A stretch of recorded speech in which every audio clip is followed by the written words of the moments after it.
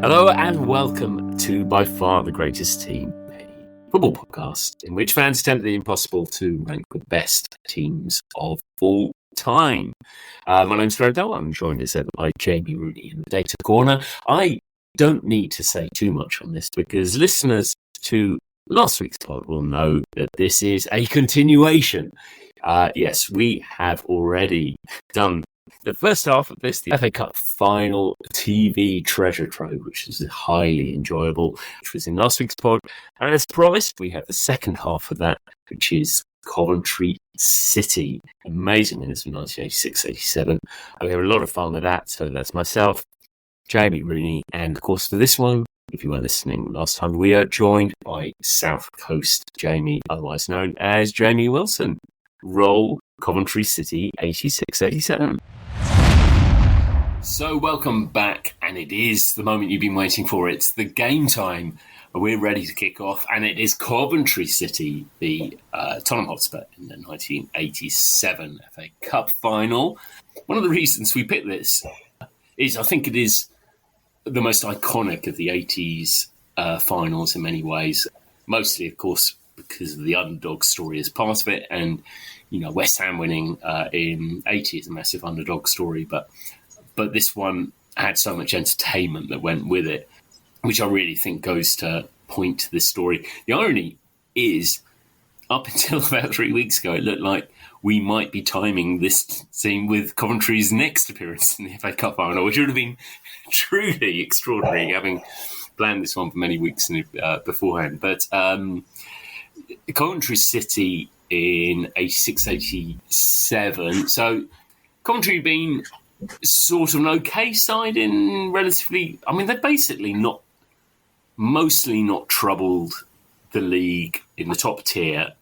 More times than not, they've had relegation battles, but they're in not a bad state at this stage. It's quite an incredible record. In 1987, Coventry City are in their 20th season in top flight football. They got promoted to the top flight in English football in 1967 for the first time, and they stayed there. And quite famously, up until the 2000s, when they did actually get relegated from the Premier League, they'd never been relegated from the top flight. One of those teams that can boast never being relegated from the top division. And yeah, so they kind of potted along. They haven't really troubled league positions to get into Europe. They had a couple of flirts with relegation, but they were your classic mid-table top flight team. And in this particular season, they have technically the rarity of having joint managers, don't they? So this is a really odd thing. But at the end of the previous season, they were in relegation trouble, and they basically picked John Sillett, who's kind of the coach, and George Curtis, who I think might just be... I mean, he might almost just be a businessman. He was kind of like a commercial manager or something, wasn't he? And he has the managing director title, and so they are both joint managers at that point. But it's clearly John Sillett who is the manager, I think. Yeah, definitely. John Sillett's the man. He's the guy in charge. He's the guy that's really pulling the strings. And in the FA Cup final, he gets quizzed on this. I can't remember who is the pundit that's talking to him about who does the work, and he kind of makes the joke that, you know, he's the one without any hair, so he's the one that's kind of, you know, got the bulk of the stress in terms of the job. But I think George Curtis plays an important role in terms of managing the team and keeping the team in terms of as close as they are, because it's a small selection of players, as most squads were back then, but it's not a very big squad. And this Coventry side, so they have a pretty solid in the league, but they're well. In fact, we should talk about it. We did mention this because bizarrely we have done David Pleat's Spurs in an earlier podcast. We'll point you in the direction of that. It's a very, very entertaining and good one. Spurs play Coventry in a really bizarre game in the league, don't they? Oh, it's a brilliant game. We covered this in the Tottenham pod when we had Mario on in one of our very early episodes in season 1, where we naively thought we could talk about 3 teams in the space of 60 minutes. How wrong were we on that? Luckily, we learned that lesson and corrected it after. Right now, we can't talk about one game. We can't talk about one game. Yeah, exactly. I mean, wow. But yeah, so it's in December and it's on Boxing Day, and it starts off horrible for Tottenham because their kit man, the kit man just seems to have a disaster for Tottenham in this season. Not only does he put out different shirts in the FA Cup final, that showpiece, the only game that's going to be televised, you've got players, some with the brilliant Holston sponsor logo on their shirts and some without, because I think he mixed up the youth team kit with the first team kit on cup final day. I think that was the story. Tottenham take their home kit to play Coventry City, the white, and the referee deems that there's a colour clash with Coventry City's blue and white stripes, which coincidentally wasn't a colour clash in the FA Cup final. Obviously, Neil Midgley decided, I'm okay with that. The sun's out. It's not December. It's not gloomy floodlights. So Tottenham end up playing Coventry City at Highfield Road in Coventry City's away kit. And it's an absolute classic game that finishes 4-3 to Coventry City. It's back and forth the whole game. There's some familiar characters notching goals. Clive Allen for Tottenham, Keith Houchin for Coventry City, and the brilliant Dave Bennett. So we've already had a teaser that the cup final could be something special based on the league game that played out in December. And the cup run for Coventry, how is their progress to the final? There are some spectacular results in the lead up to the final. So they beat Bolton in the third round, 3-0. Bolton are in the low divisions at the time. Greg Downs, the interesting looking footballer, scores his first ever goal for the club in that game. And maybe we could talk about Greg Downs. We definitely could talk about Greg Downs. So Greg Downs, at the point of the FA Cup final, apparently is only, I think, 29? Incredible, I mean, it's incredible. I've got him as 28, so that's really interesting. So yeah, I'm equally surprised as you. I mean, I'm sure he's a lovely fella, Greg Downs, but when I was watching some of the footage back, I was thinking, there's hope for me yet to get out and make an FA Cup final. If that man, age 69, can do it, I can, I'm staggered. I feel really sorry for him because this is how we perceived the world at the time, and probably now to a large extent in terms of its visual representation. Greg Downs is the least likely looking professional footballer I think you could ever describe. There's nothing about him that looks like a professional footballer, and that's probably the most inappropriate thing to say. But genuinely, he looks like your local policeman, which is ironic because when he retired from football, he became a policeman. PC Downs, very good. He had that hairstyle as well. That whenever you do a caricature or a stereotype of an old person with that kind of like white fluffy hair just over the years, that was Greg Downs, wasn't it? But as you go on, he plays quite an influential part in the game, doesn't he? I mean, he delivers the ball in that results in one of the goals. But yeah, dear old Greg Downs, love him to bits. And you know what? He's a mainstay. He pretty much plays in every game. He's a solid fullback and he's there in every single game. And he's crucial to the consistency of this team. Not so much in the league, but definitely in the FA Cup. Because they go into the fourth round and, this is the key tie. They play Manchester United at Old Trafford and it's a freezing cold January. And Keith Houchin, a man we can talk about as well, scores. I say scores. I mean, it's a horrible goal. I don't know if you've seen it. It's bouncing off Chris Turner here, there, and everywhere. And it's Keith Houchin's tenacity that just makes sure that he's following the ball to make sure he's got that toe poke tap in. And Coventry City hold out. They win 1-0. And I think that's Alex Ferguson at the time. I think that's the first time he experienced a defeat in the FA Cup as a manager, because he only been in the job for a few months at United and goes out in his first FA Cup against Coventry City, the team that go on and win it.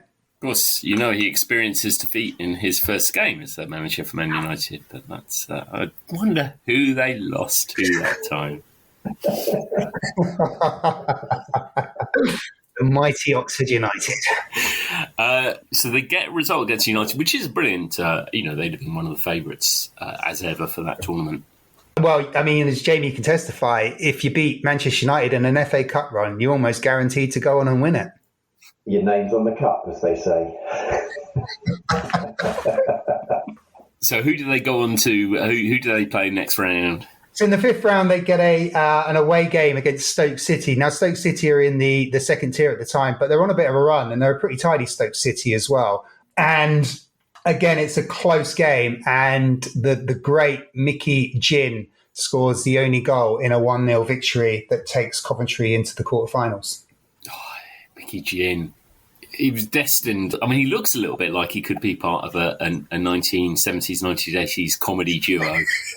And now, Gin and Tonic. Just beat me. He looks like the straight man in the Gin and Tonic, working the club circuit there. It's got to be Tommy Tonic as well, isn't it, surely? Quarterfinals? Tough one. So they've got Sheffield Wednesday away at Hillsborough.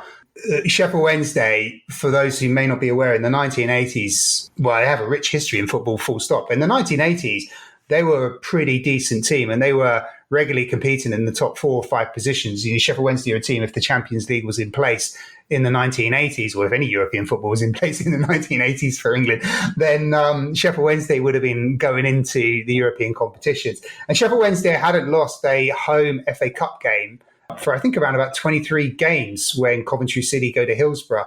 And Keith Alchin bags a couple. The great, brilliant Cyril Regis gets one, and Coventry City coming away with a brilliant 3-1 result against Sheffield Wednesday at Hillsborough. And you mentioned them there. That front two, Cyril Regis is, you know, in a side which at this stage probably lacks a bit of star quality in terms of famous names and bits and pieces. Cyril Regis is probably their biggest name player, isn't he?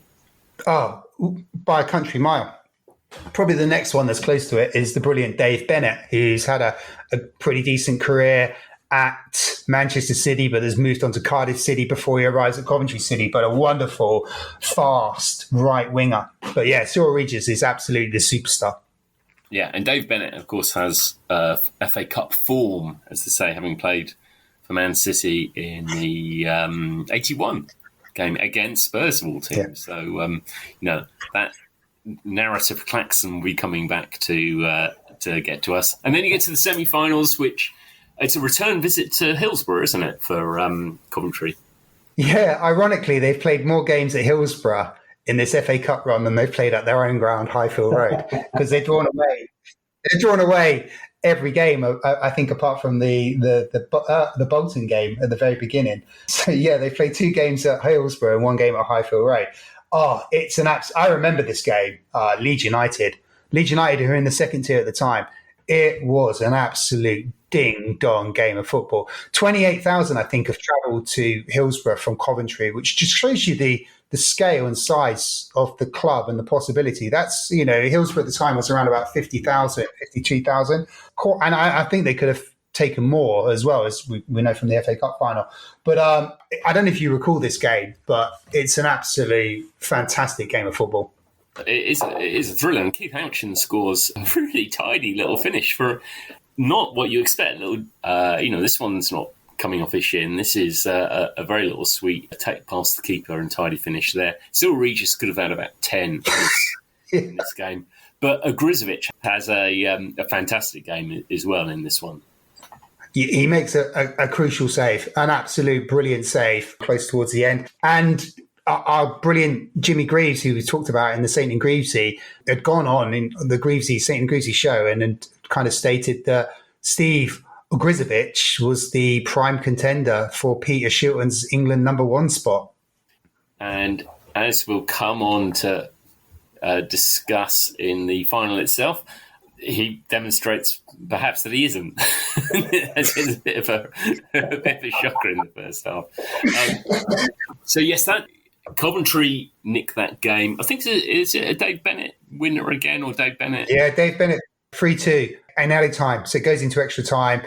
It really is. I mean, Leeds looked like for all the world they were going to win it, and then Coventry come back into it, and then they nick it in extra time, and they're at Wembley for the very first time, where they're going to face the brilliant David Frost's Tottenham Frostspurs. David Pleat's Tottenham Hotspurs.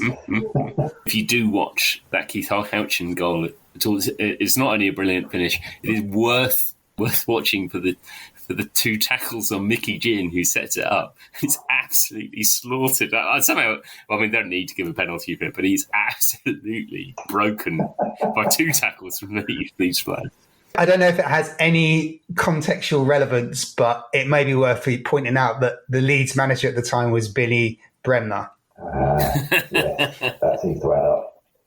So South Coast, Jamie, they do go through to play Tottenham, and this is an impressive Tottenham, isn't it? They're already a team which has something of a hold on the FA Cup. They obviously won it in 81 and 82, I think.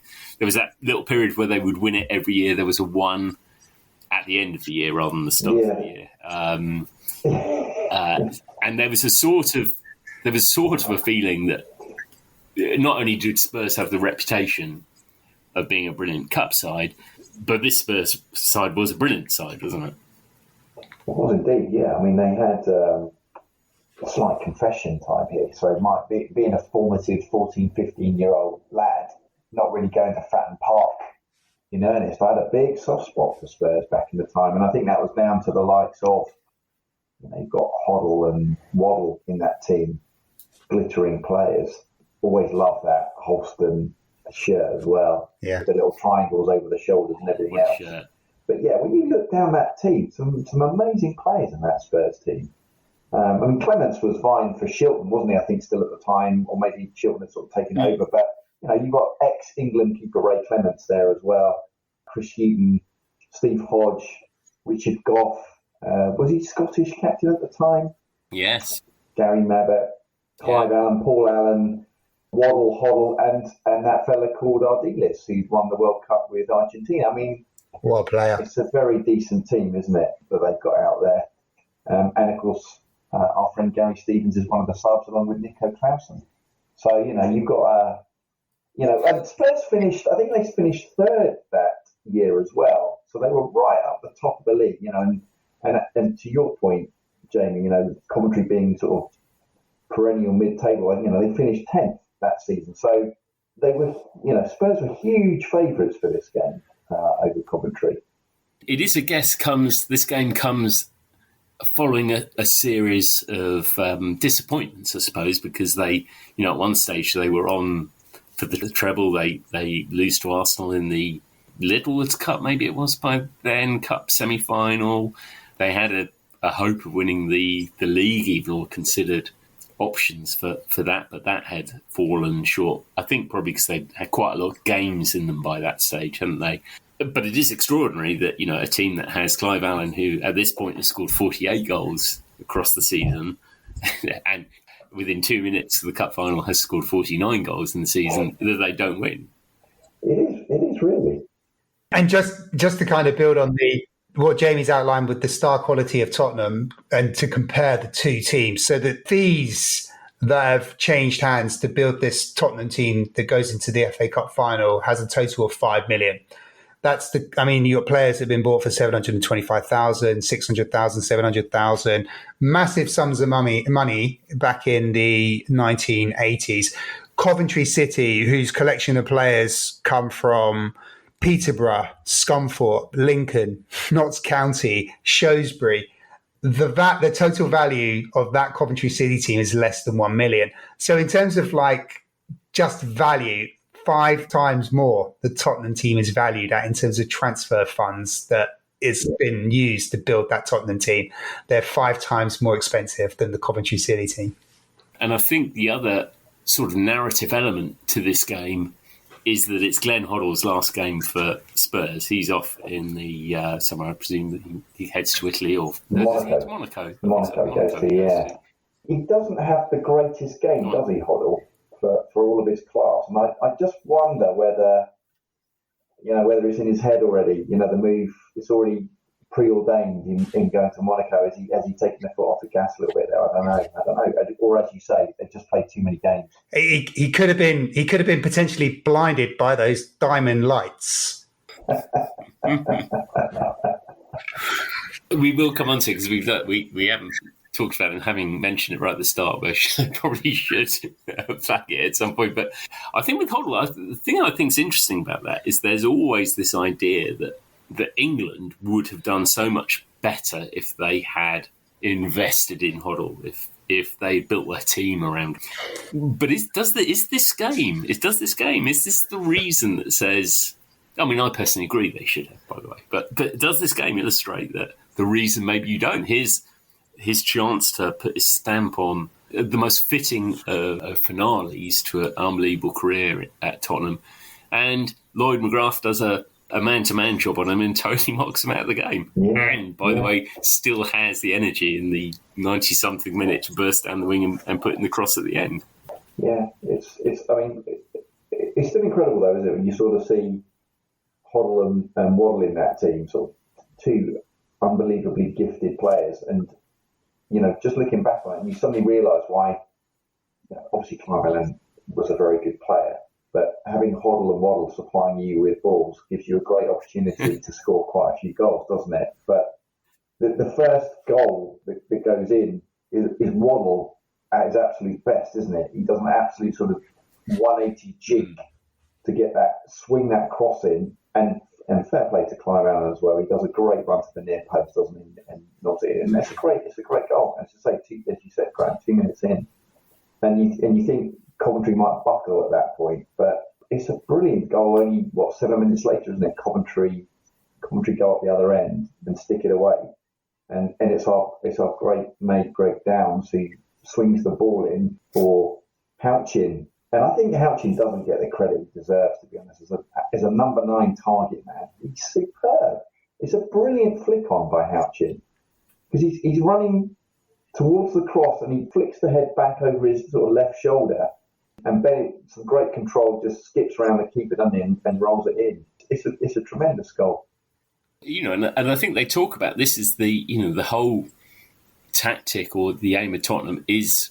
They realise beforehand they have to stop them delivering crosses. You've got Houchin, who's a massive number 9. You've got Sil Regis, who's quite handy in the air as well. But you've got two really strong physical forwards, one of whom who's got great pace, great finishing, got pretty much everything attached to him. And one of the problems I think that Spurs have is they just can't cut this supply of crosses coming in.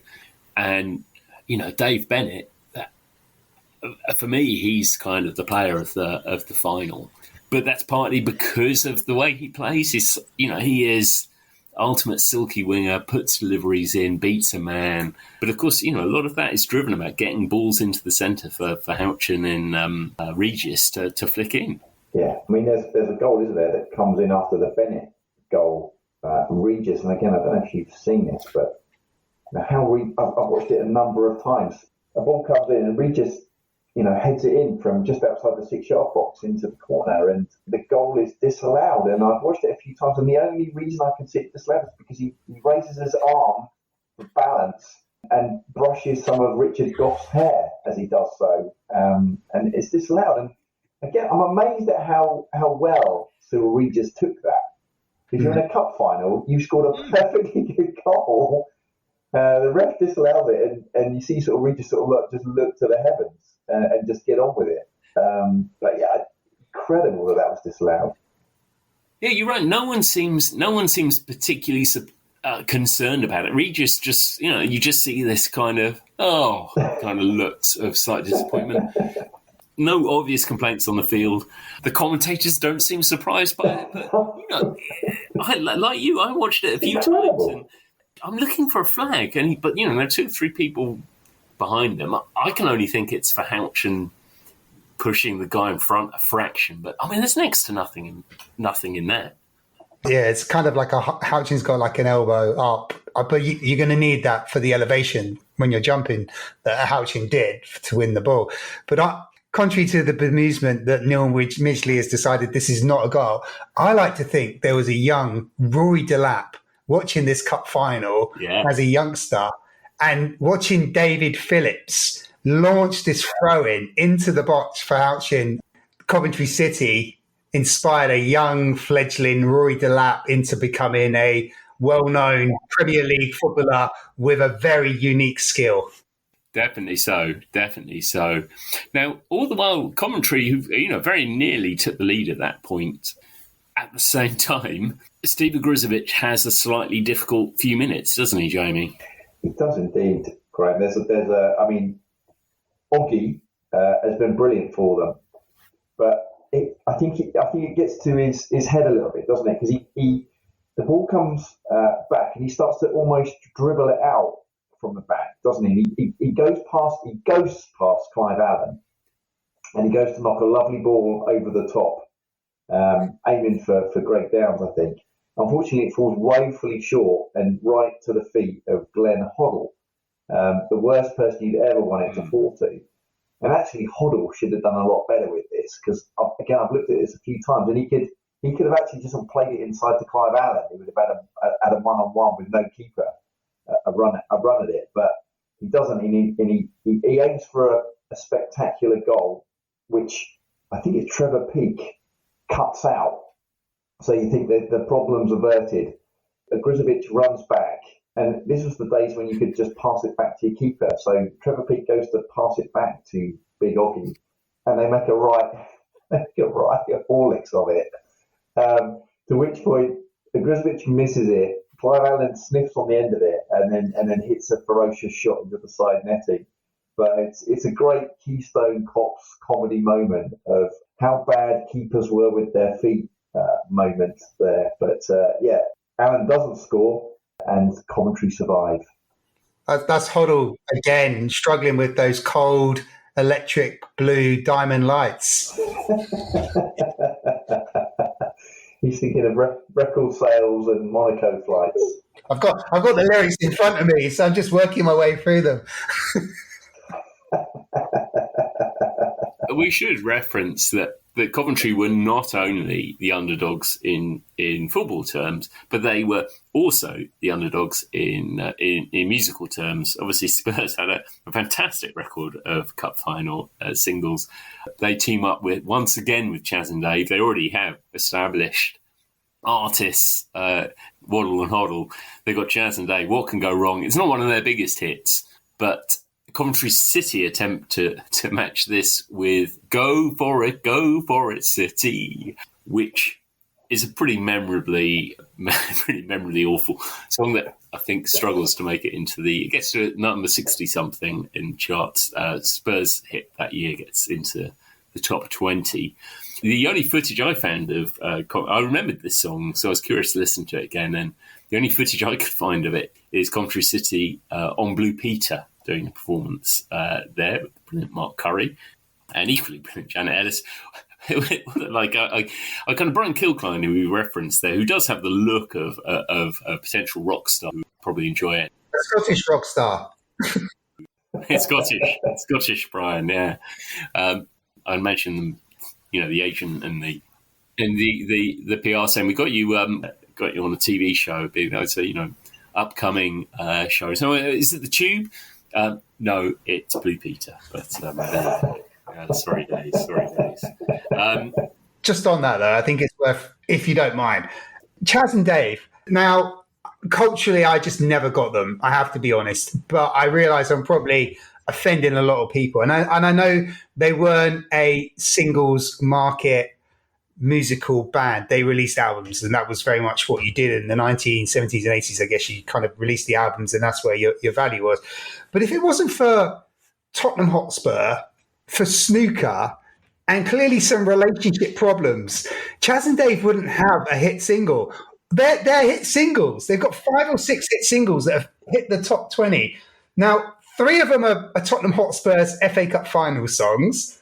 One of them is Snooker Loopy, when Snooker was at his prime. And the other 2 is Rabbit and There Ain't No Pleasing You, which are clearly relationship-related songs. So I think the combination of those 3 factors enabled Chas and Dave to actually have a mainstream singles market pop career. Extraordinary that Dan to Margate isn't amongst them, but there you go. So back to the game, and Steve Grizovic, he's survived that moment, but he does shortly afterwards get caught a little bit out of position on a cross for Spurs' a Spurs nick ahead just before half-time, don't they? They do indeed, don't they? Yeah, and this is the famous Mabbott goal, which, again, I'm not sure he scores it here. No. He's tussling with Kilcline, isn't he? And the ball kind of ricochets off some legs and goes in. And as they say, isn't it? The pundits, they all say, you look at the players' reactions when a foul goes off in the box or whatever. And Mabbott's reaction to that goal isn't the one of, I've just put us 2-1 up in an FA Cup final. That looks ashamedly like that's come off the shin of Kilcline and gone in. But he claims it, and sort of Steve Hodge or somebody runs over to congratulate him. And Kilcline obviously doesn't own up to sticking it away. But if you listen to the commentary in that, I think that the Brian Moore commentary talks about, as we get on later in the game, the other own goal. And he makes the point that there's been 2 own goals in this game. Yet I think in the official records, it's still down as a Mabbott goal. And he's one of those famous people to have scored, in each end in a cup final scenario. But so it's a messy goal. Interesting in its own way. But they go, that puts Spurs 2-1 up at half-time. And I think maybe there's some of this narrative that Gary Mabbott is so much the nicest man in football that they just can't bring themselves to take that goal away from him. Universally nice guy. Not that I want to kind of jump back in. Well, actually, I tell a lie. I'd love to jump back into the TV build-up. But in the 1986-87 final, the build-up has a segment. The BBC have a segment. It's about a 20-minute segment on Gary Mabbott because he was a fantastic player, and he was at the peak of his career. But the segment is around his growing up and learning to deal with diabetes. So, sounding a bit serious, I like the fact that they've highlighted this professional footballer who's got this condition that we didn't know much about during the 1980s. And they're profiling that you can still be a top-level athlete and have this condition where you need to monitor, and he's monitoring his blood and all that type of stuff. I just think it's a brilliant bit of, most of the filler we've talked about is pretty rubbish and it's just garbage TV that you can't get enough of. But this is actually a useful bit of television. This is informative. You're getting something from it. Unfortunately, it ends up being the boring bit because he's not Eddie Waring laughing his head off. Yeah, definitely so. Definitely so. So we get to the second half, and this kind of, you kind of have to remember Coventry 2-1 down to Spurs. This is a good Spurs. This is a Spurs you expect. Now Coventry have sort of, they've performed well. This hasn't been a kind of backs to the wall style performance. They have been creating problems throughout the game, but still, I don't think. The smart money would be on Spurs going ahead, going on to win this game. And we get to the second half and we get into the, one of the most iconic goals scored in a cup final, I would suggest, with the brilliant Keith Houchin. It's a brilliant goal, isn't it? It is, and you're absolutely right. It's an iconic goal. It's one, again, it's embedded into my retina from being a kid at that age and seeing. I mean, I think the phrase, rose like a salmon was invented after Houchin puts that ball in, doesn't it? Because again, it's quite a hold-up play. He drops off, he gets the ball a little deeper, plays it out wide to Bennett, gets into the box, and Bennett swings that ball in, and Houchin just goes horizontal, doesn't he? And arrows it into the top corner. It's a fabulous goal. And wheels away, and then they're, Coventry are now 2-2 with the mighty Spurs. And I think that Houchin goal is about the dive, isn't it? Because, Jamie, you were saying about this, that actually your memory of how far out it is much closer in than you I think in all our minds, the diving header, he's basically he's begun diving from the halfway line and he's made contact about halfway outside the penalty area. But it's the beauty of the dive, because actually he's almost in the 6-yard box, isn't he? It is. I mean, and Salco Jamie has articulated perfectly. It is a wonderful goal, and it is etched in my memory as well as one of my favourite FA Cup final goals. But it's strange how history can kind of dilute your memory, because You're right. As Jamie's outlined, he kind of makes this run into the box to get close to being a target for Bennett to aim at.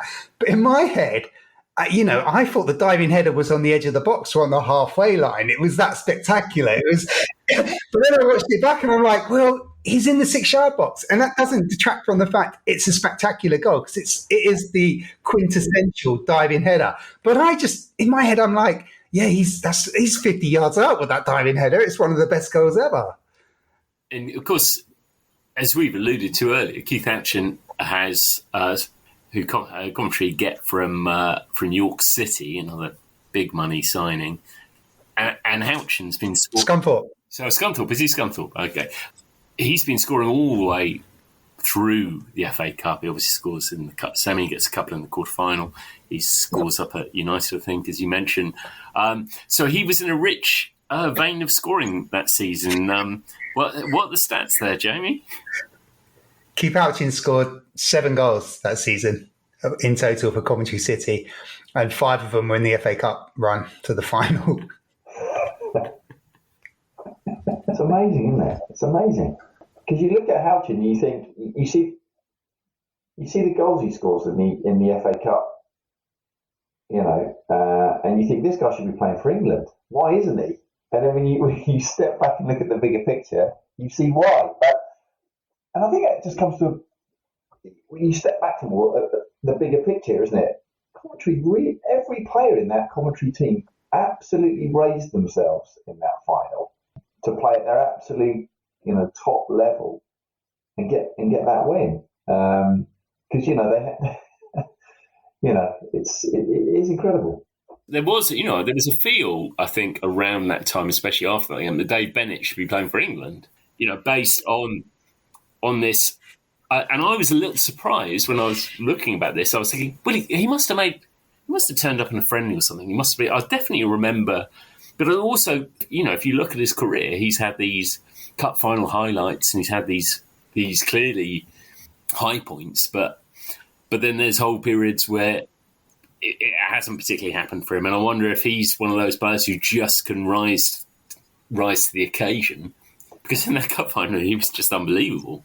I think he had a brilliant career. I think he was a brilliant winger, and I think it was at the time Bobby Robson was in charge of England, and he was playing with, one of the early adopters of playing wing backs. He was playing that kind of 3-5-2 system and fitting Chris Waddle into it, which he did, but trying to fit Dave Bennett into it was probably a bridge too far. And we talked about Glenn Hoddle not playing enough games because the system that England played didn't suit Glenn Hoddle. If Bobby Robson was playing a classic kind of English 4-4-2, Waddle on the left, Bennett on the right, I mean, pace and quality for crosses in the middle.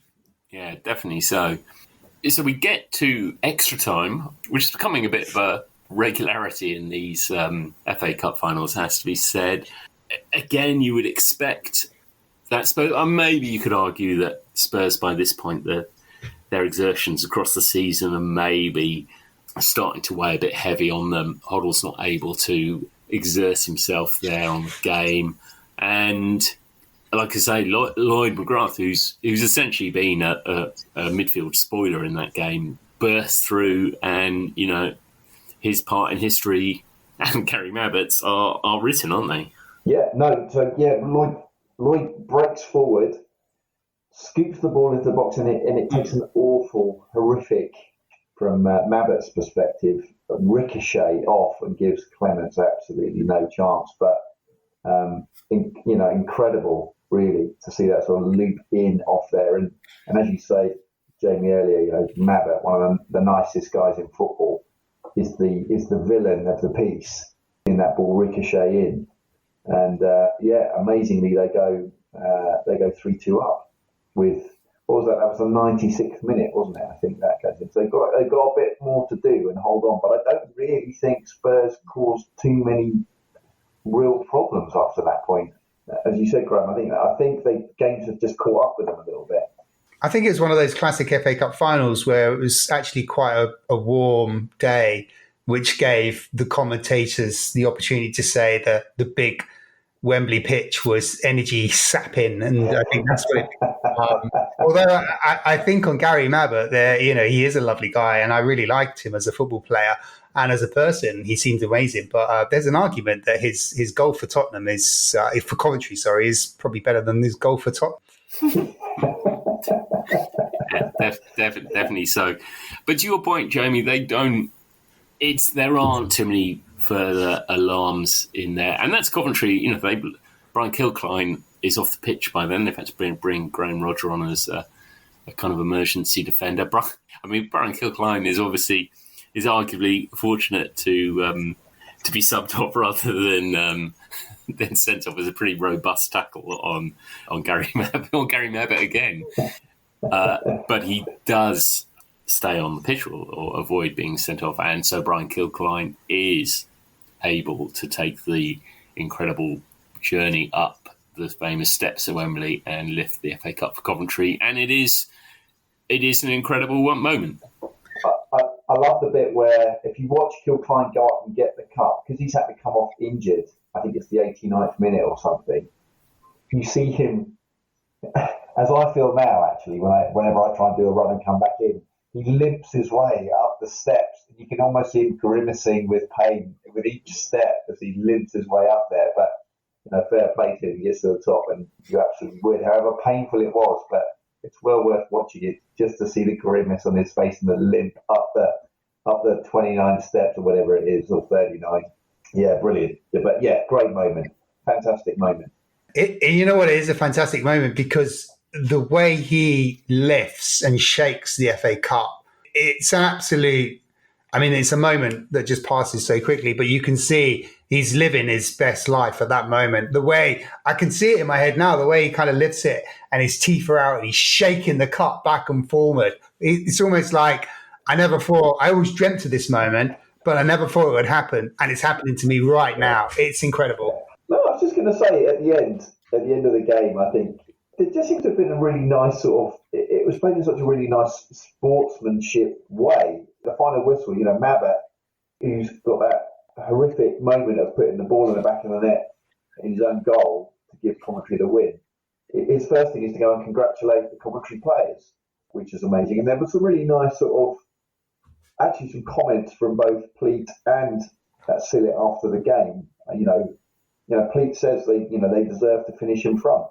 Although he does make a little veiled dig at some of his star players, where he says, some players didn't do what they have done or been doing, and so you wonder whether that's just a little slight dig. But remarkably humble, I think both managers were, which sometimes you don't get in the modern game.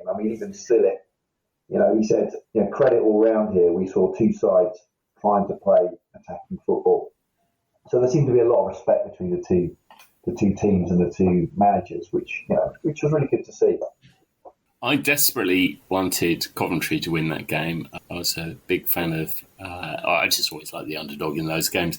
But the only bit I am fractionally disappointed of, and I feel like we were deprived at the moment, because of course, if Spurs had won, a crucial game, maybe with a last-minute winner of some kind, as would have been the way if they'd come back from it, we were deprived the moment of seeing David Pleat reproduce that dance at Wembley. How good would that have been? That'd be the proper setting for it. Jig of joy. The jig of joy. I think David Pleat was a brilliant football manager, and I think this is a brilliant team. I think his biggest flaw, that similar to Gary Mabbott, he was just too nice. He was too nice, too gracious. He needed a bit of thing in him. We're not going to get time to devote to everything that we could devote to him. So we might do a small taster of it and then cover some more about this. But this is not just a big occasion and a momentous occasion for Coventry City.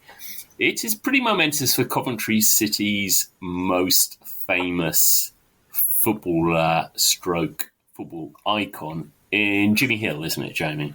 Jimmy Hill's wonderful.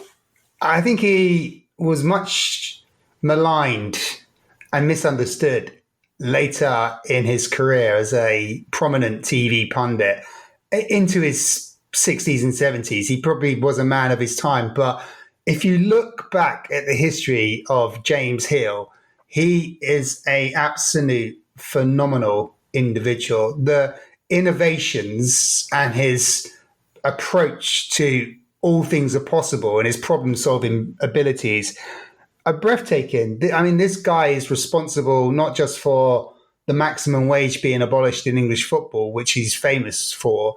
He's responsible for the 3 points league system, amongst so many other things and so many other jobs. I mean, we could dedicate 60 minutes quite comfortably to talking about the brilliance and the flaws of Jimmy Hill.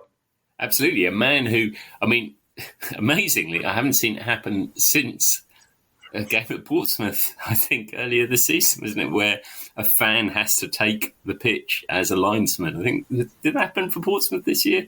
It did. It absolutely did. Yeah. That's incredible. Just to add context to it, the ref got injured, so the lino had to step up. The assistant ref becomes the linesman, the assistant referee, whatever. And then, of course, second half, and I think the game's like kind of 1-1 or something at the time, and and then the linesman pulls a hamstring, goes down, and they have to make the call: is there a qualified referee in the ground? Did they do that over the tannoy system, Jamie? They did that over the tannoy system. Yeah, they did that over the tannoy system. There were 2 or 3 came down, and then they then had to get the guy who came down. They had to phone the FA to prove he was actually a qualified referee, and then they had to get the agreement of both managers that they were happy, because this guy was there watching Portsmouth as a Portsmouth fan, and so they had to. And fair play, I can't remember the name. I'm sure you can edit this out, but just to add context, yeah, it was very bizarre. But what amused me the most about that was that there was a delay for about 15, 20 minutes, obviously, where they sorted this all out. And the lino on the side where I sit had been getting a load of grief. And he came back out at last. And as he came running over to take the position in our side, people started jeering him again with the appropriate language. And he then feigned a hamstring injury as he came back over, to which point the whole crowd started laughing. And fair play to him. He then took position and he didn't get any stick for the rest of the game after that. But it's a bit of humour from a ref. It's great.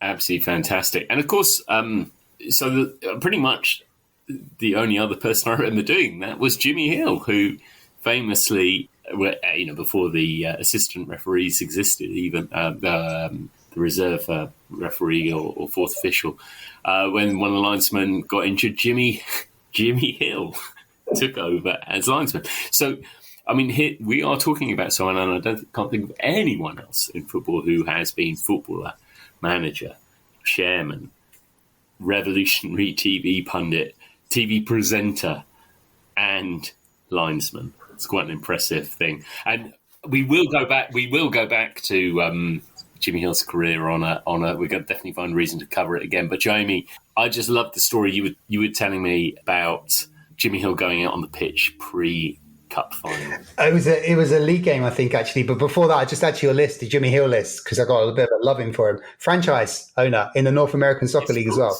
He invested in the North American Soccer League. I mean, we're just scratching the surface. But yeah, there was I think there was a league game or a cup game, Everton versus Liverpool at Goodison.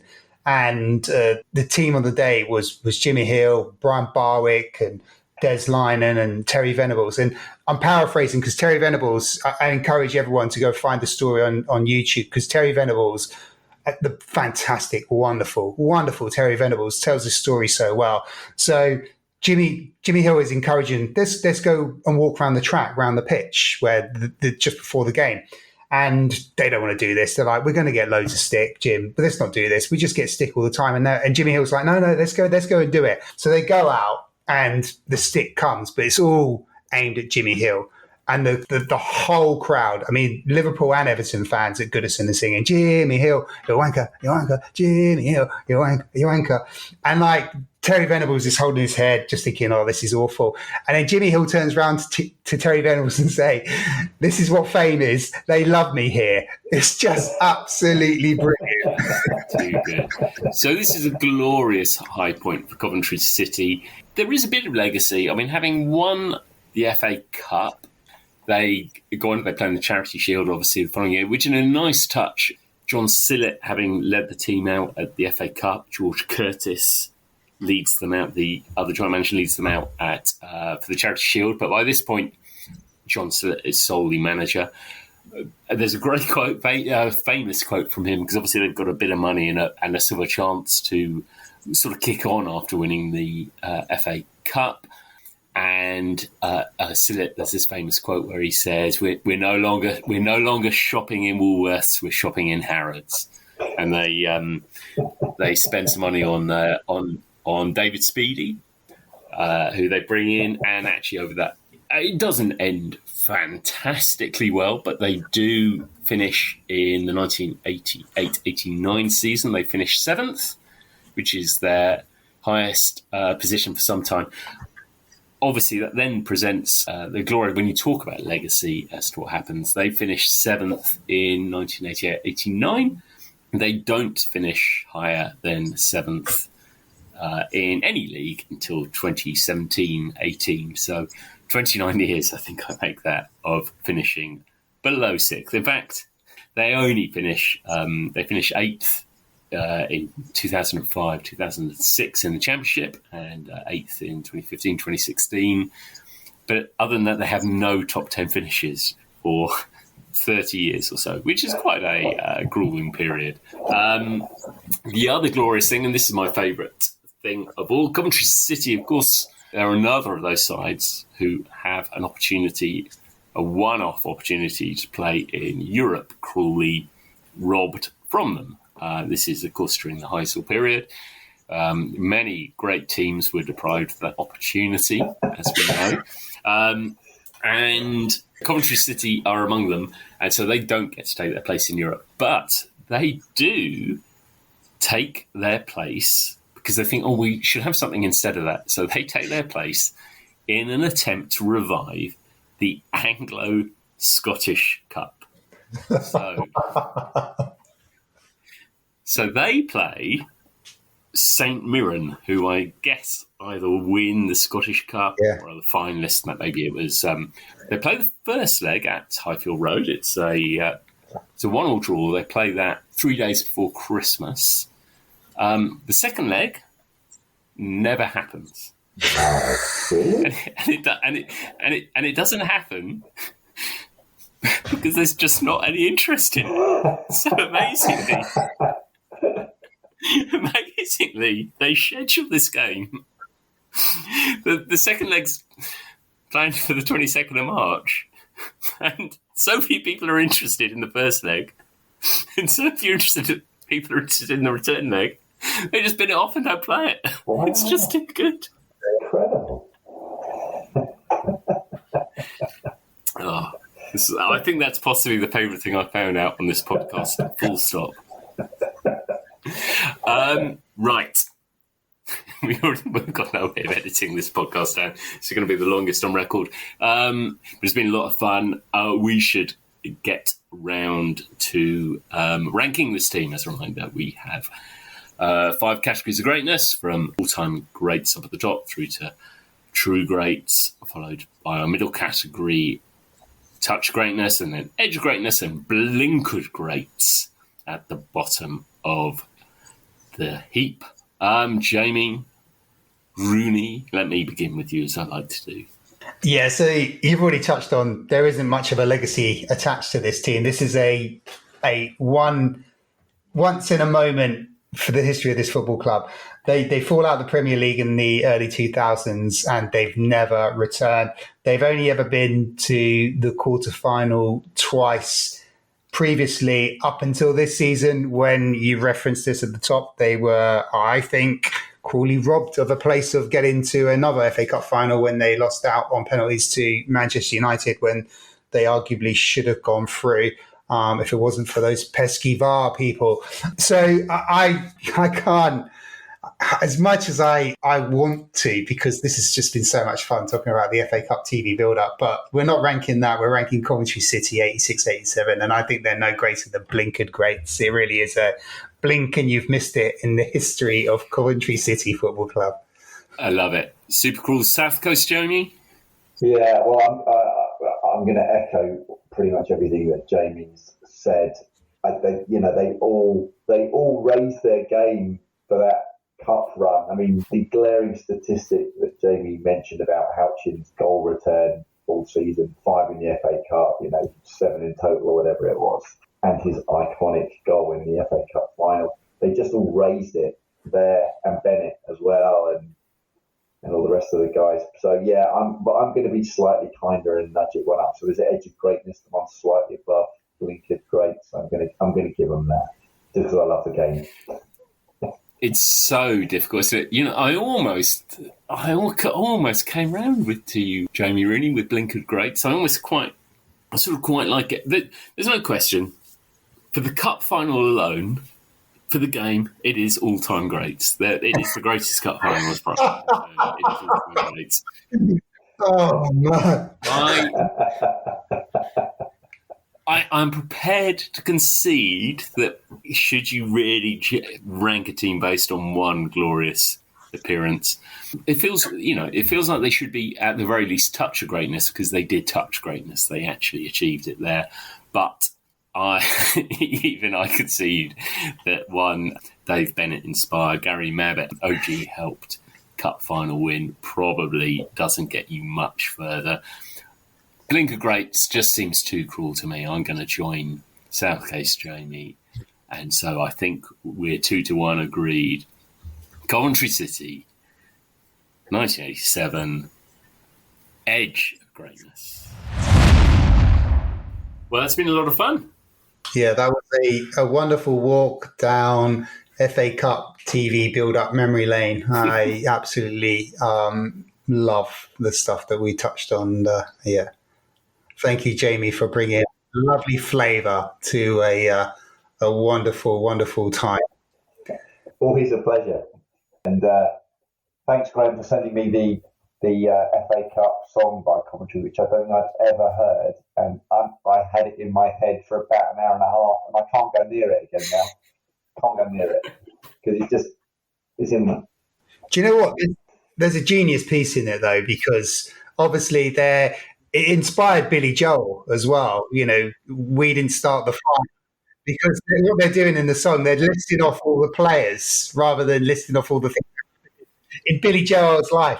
But in Trevor Peak, it's brilliant because it's like Trevor's at his peak, and it's like a little play on words, which kind of works on a written word, but doesn't really work in the verbal word. No, it is, isn't it? It's kind of, it's I'm glad I saw it, but I don't want to look at it again. Well, at least we have a legacy for us all. Okay, so that's all we have time for. Thank you both, Jamies, this week. As a quick reminder, next week we're going to have our final league game of the season. We have our promotion and relegation special, in which time Jamie might try and relegate Coventry City down to blinkered greats. Let's see. And after that, we've got a couple of Euro 96 specials as we move into the Euros territory. But until then, we will speak to you again. Bye for now.